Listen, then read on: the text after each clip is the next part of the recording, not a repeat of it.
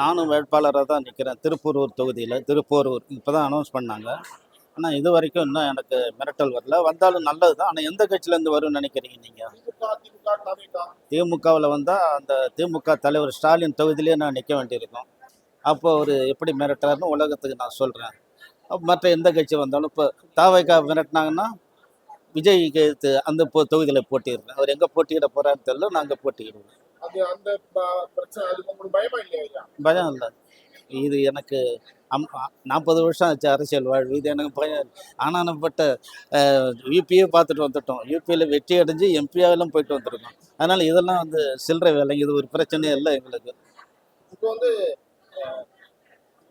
தமிழக வாழ்வுரிமை கட்சி வந்து 234 தொகுதியிலும் தனித்து போட்டியிடுறதா சொல்லியிருக்காங்க செய்தி. அவருக்கு என் வாழ்த்துக்கள்.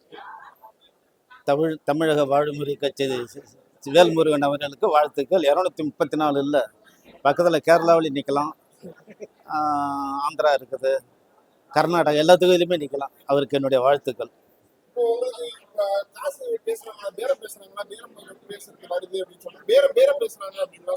இன்னும் யாரும் பேசல என்கிட்ட. பேசுனா அது என்னன்னு பார்ப்போம். உலகத்துக்கு சொல்ல வேண்டிய கடமைன்னு ஒன்று இருக்குல்ல. ஜனநாயகத்தை எவ்வளோ மதிக்கிறாங்கங்கிறது அதோட நோக்கம். ஜனநாயகத்தை மதிக்கணும். உண்மையான ஜனநாயகத்தின் துணையோடு தான் நாங்கள் போட்டிடுறோம். இந்த மாதிரி பேரம் பேசிக்கிட்டுலாம் பண்ணோம்னா அப்போ என்னத்துக்கு அவங்களுடைய தேர்தலில் நிற்கணும்? ஒரு முதலீடு, அதுக்காக தான் நிற்கிறாங்க. அவ்வளவுதான்.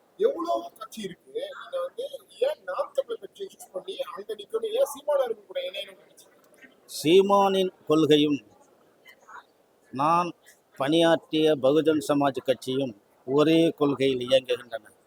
அங்கு வட இந்தியாவில் பகுஜன் சமாஜ் கட்சி என்ற பெயர், இங்கே தமிழகத்தில் அதன் பெயர் நாம் தமிழர் கட்சி. இந்த ஒரு வித்தியாசம்தான் நான் பார்க்குறேன். கொள்கையில், மக்களை ஒன்றிணைப்பதில், அதற்குண்டான தேர்தலை சந்திப்பதில், ஆட்சி நடத்த போவதில், வாக்காளர்களை நம் பக்கம் கொண்டு வருவதில், பணம் கொடுக்காமல் ஜனநாயகத்தை காக்கும் அனைத்து விதத்திலும் இரண்டு கட்சிகளும் ஒரு பக்கத்தின் ஒரு நாணயத்தின் 2 பக்கங்களாக நான் பார்க்கின்றேன். அதனால் இந்த கட்சியில் இணைய வேண்டிய கட்டாயம். இதுவே நான் மிக தாமதமாக சேர்ந்தேன். 10 வருடங்களுக்கு முன்னால் நான் அண்ணன் சீமானோட சேர்ந்திருந்தால் இன்னொரு மிகப்பெரிய மாற்றத்தை உருவாக்கியிருப்பேன். எங்க அதனால தான் வெளியே வந்தேன். அங்கே போக்கு சரியில்லை, நடத்தை சரியில்லை, போகிற பாதை சரியில்லை. காஞ்சிராம் ஈரோடு இருந்த வரைக்கும் சரியாக இருந்தது. அதன் பிறகு அதன் போக்கில் பெரிய மாற்றம். அது ஏற்புடையதல்ல.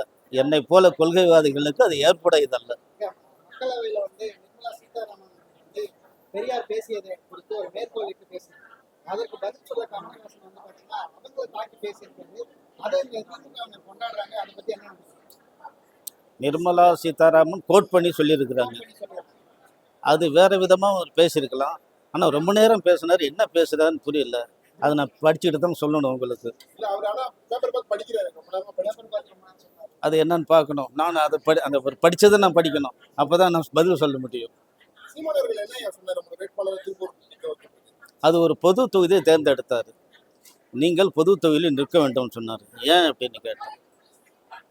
நான் ஒரு ஜாதிக்கு உரிமையானவன் கிடையாது. அனைத்து ஜாதிகளையும் நான் அனைத்து விதத்திலும் பயன்படுத்த வேண்டும். சமத்துவத்தை நான் அப்பொழுதுதான் உருவாக்க முடியும்.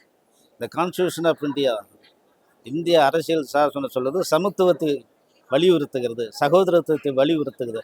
அந்த ஒரே காரணத்துக்காக என்ன பொது தொகுதியில் நிறுத்துகிறார்கள். இப்போ வெறும் ஷெட்யூல் காஸ்ட் மட்டும் ஓட்டு போடுமா? அனைவரும் ஓட்டு போடுவார். அதுதான் அதன் ஒரே காரணத்துக்காக.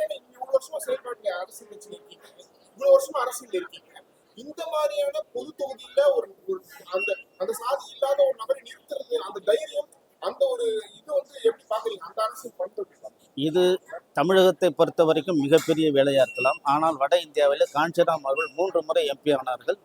3 முறையும் அவர் நின்றது பொது தொகுதியில் தான் நின்றார்கள். பஞ்சாபில் ஹுஷார்புல் நின்று ஜெயித்தார்கள். யூபியில் இட்டாவாவில் நின்று ஜெயித்தார்கள். இப்படி அவர் பொது தொகுதியில் நின்று தான் ஜெயித்தார்கள். எனவே அந்த அரசியல் எனக்கு நன்றாகவே புரியும். அது நமக்கு இந்தியாவிற்கு தேவை. அதன் அடிப்படையில் அண்ணன் சீமான் அவர்கள் இதை பொது தொகுதியில் என்ன அனௌன்ஸ் பண்ணியிருக்கிறார், நிற்க வைத்திருக்கின்றார்கள்.